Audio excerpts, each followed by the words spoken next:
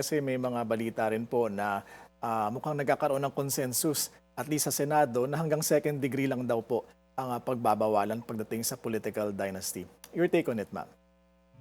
Yes, well, I hope not.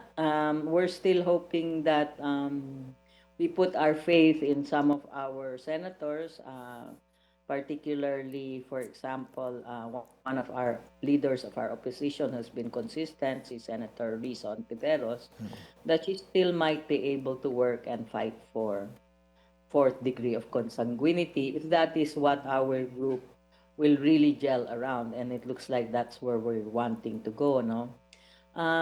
If you don't mind, Willard, I'm a veteran of the reproductive health struggle that took 15 years, Yeah. 16 years to pass, no?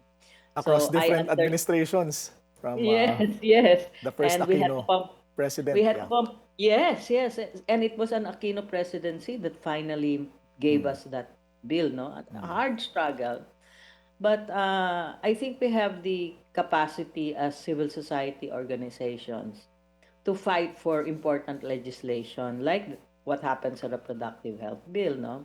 At that time, our big oppositor was the Catholic Church. Luckily, this time around, we are with the. I think the Catholic Church is already also interested in helping out.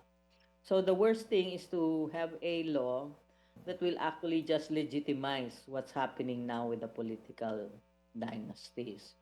So I am, in that sense, optimistic, not because